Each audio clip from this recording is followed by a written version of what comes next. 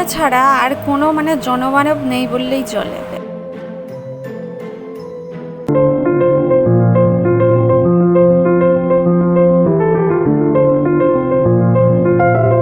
Hello friends, good morning everyone and welcome back to my Madhuas lifestyle channel. Sandakphu ট্যুরের third video নিয়ে চলে এসেছি আপনাদের সামনে। আজকে সান্দাকফু এবং কাঞ্চনজঙ্ঘাকে গুড বাই জানিয়ে আমরা নিচে চলে আসছি লেপচা জগতের উদ্দেশ্যে।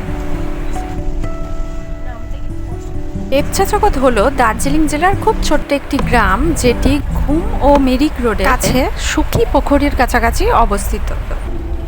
দার্জিলিং জেলা থেকে প্রায় 19 কিলোমিটার দূরে অবস্থিত, তাই আপনারা দার্জিলিং যাওয়ার পথে বা দার্জিলিং থেকে ফেরার পথে এই গ্রামটিতে অবশ্যই ঘুরে আসতে পারেন। আমরা যেহেতু সান্দাকফু থেকে লেপচা জগতে যাচ্ছিলাম, তো সেখান থেকে এর দূরত্ব প্রায় 45 কিলোমিটার। এখান থেকে যেতে মোটামুটি 2.5-3 ঘন্টা সময় লাগে। সান্দাকফু থেকে লেপচা জগৎ যেতে মানেভঞ্জন হয়েই যেতে হয়। আমরা যেহেতু ফার্স্ট স্টার্ট করেছিলাম জার্নি মানেভঞ্জন থেকে সান্দাকফু গেছিলাম, তাই সান্দাকফু থেকে আমরা ডিরেক্ট চলে গিয়েছিলাম লেপচা জগতে। দার্জিলিং জেলার আশেপাশে যে সমস্ত অফবিট জায়গাগুলো আছে তার মধ্যে লেপচা জগৎ হচ্ছে অন্যতম।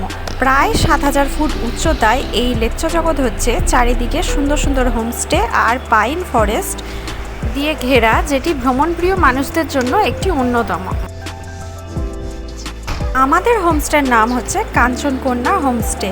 আগেই বলেছি এখানে খুব সুন্দর সুন্দর হোমস্টে আছে, চারিদিকে দেখুন ফুল দিয়ে সাজানো। তো আমরা ভিতরে চলে এসেছি, আর হোমস্টে থেকে বাইরের ভিউজটা ছিল ঠিক এরকম। আমরা যখন লেপচা জগতের হোমস্টেতে পৌঁছেছিলাম তখন মোটামুটি ওই 11টা সাড়ে 11টার মতো বাজে। আমাদের হোমস্টেটাও খুব সুন্দর, নানা রকম ফুল দিয়ে সাজানো গুছানো ছিল। তো আসার সাথে সাথেই আমাদের ওয়েলকাম টি দিয়ে দিয়েছে। তারপর আমরা একটু রেস্ট নিয়ে লাঞ্চ সেরে বেরিয়ে পড়লাম 3টে সাড়ে 3টে নাগাদ পাইন ফরেস্টের উদ্দেশ্যে।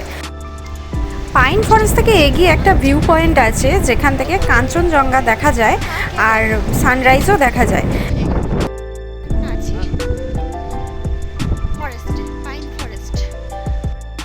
আপনারা যদি জিজ্ঞাসা করেন পাহাড়ে যাওয়ার সঠিক সময় কোনটি, পাহাড়ে যাওয়ার কোনো সঠিক সময় নেই। যখনই আপনার মন চাইবে তখনই যেতে পারেন। অক্টোবরে যেতে পারেন, যে সময় ক্লিয়ার স্কাই থাকে, আপনারা কাঞ্চনজঙ্ঘা সানরাইজ খুব ভালোভাবে দেখতে পারেন। ডিসেম্বর জানুয়ারিতে যেতে পারেন, যে সময় স্নোফলস হয়।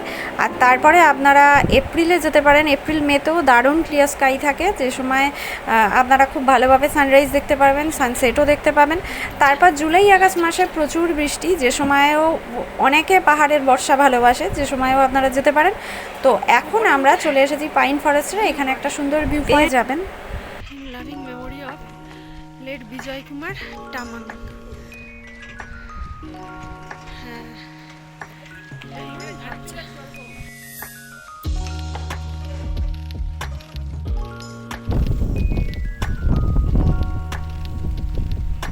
সেই পাইন ফরেস্ট, যেটা হচ্ছে সারি সারি পাইন গাছের অভয়ারণ্য, যেটা লেপচা জগতে পাইন ফরেস্ট নামে পরিচিত।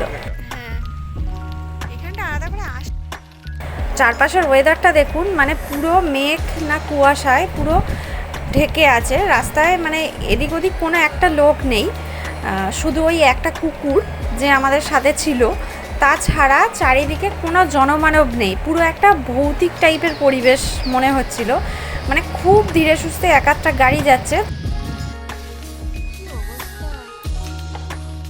পাইন ফরেস্ট যেহেতু একটা ভিউ পয়েন্ট, তো এখানে ঢুকতে টিকিট কাটার ব্যবস্থা আছে। 20 টাকা করে টিকিট কেটে ভিতরে প্রবেশ করতে হয়।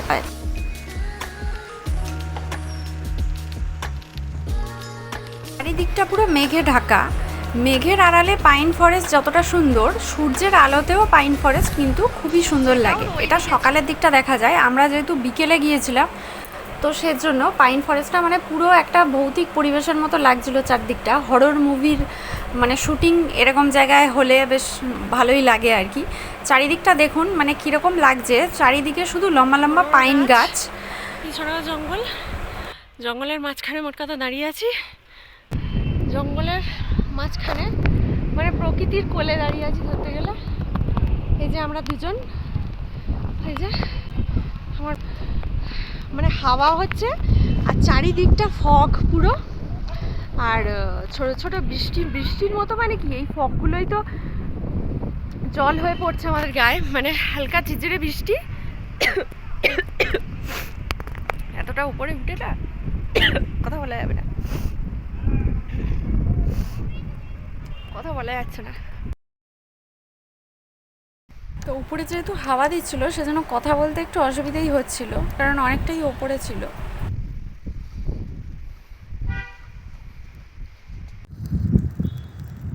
তো আজকের ভিডিওটা আমি এখানেই শেষ করছি। দেখা হবে আবার পরবর্তী ব্লগে।